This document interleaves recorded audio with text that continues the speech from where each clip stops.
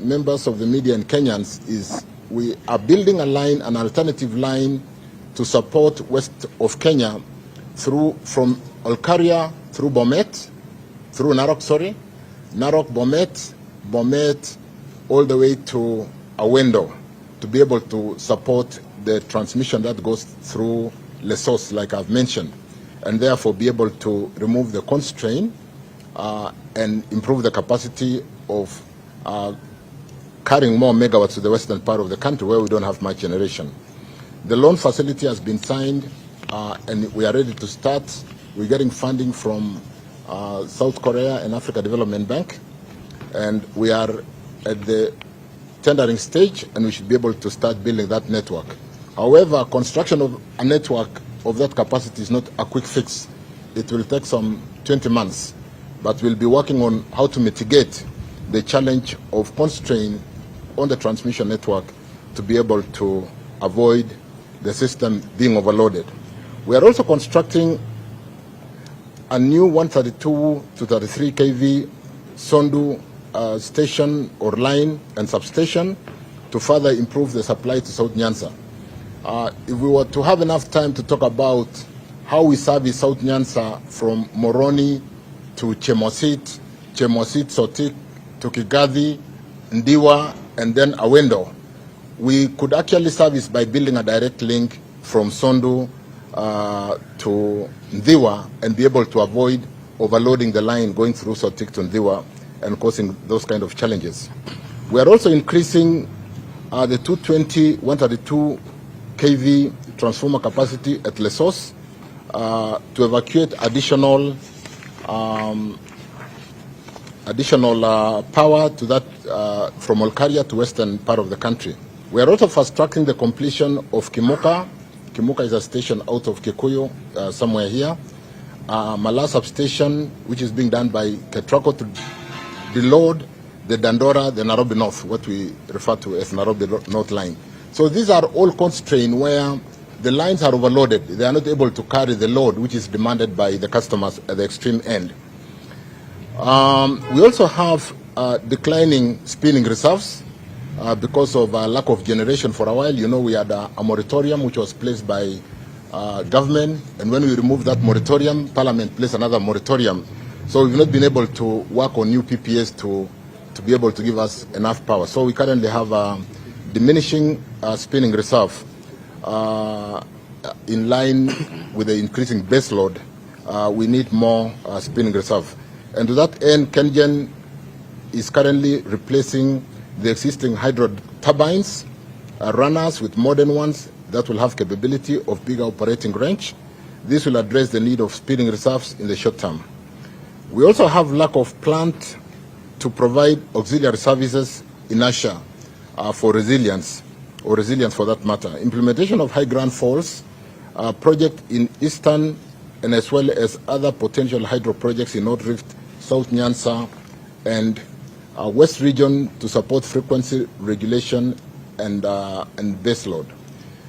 We also need to fast track the implementation of battery energy storage system that will help to address the intermittence of the variable energy and provide voltage stability.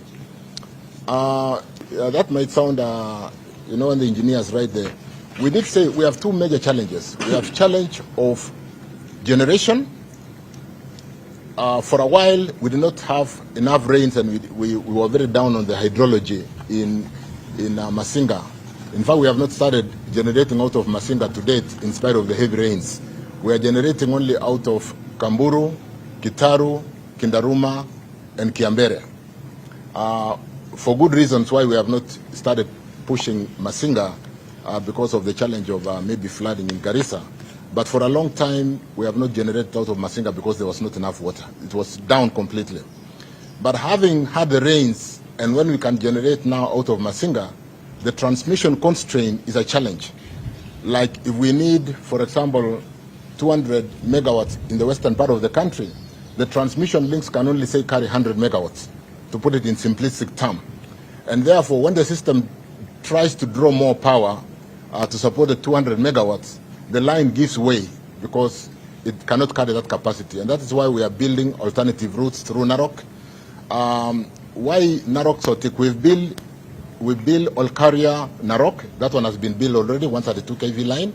We have built Chemosit all the way to Bomet, and the link between Narok and Bomet, which will then complete the link all the way down to Awendo, will give us that relief so that we do not have these challenges of the network dropping every so often. So we know the problem. The problem is lack of investment in the transmission network. And you do know that today the transmission network, in spite of the unbundling of the energy sector into generation, which is done by KenGen and the IPPs, the transmission network done by KETRACO and Kenya Power doing the distribution, the off-taking. The challenge with KETRACO is that it is fully funded by government.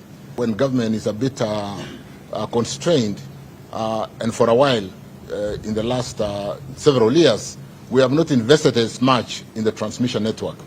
We are now bringing in the PPP, private-public partnership, to build some of the networks. We are giving out Gilgil, Thika, Mala to Konza, or is that Isinya? We are giving out a number of networks to be built by private capital. What does that mean? It relieves KETRACO from looking for funding from government and having the kind of challenges that we've had. So Bomet, Narok should have been built a while ago.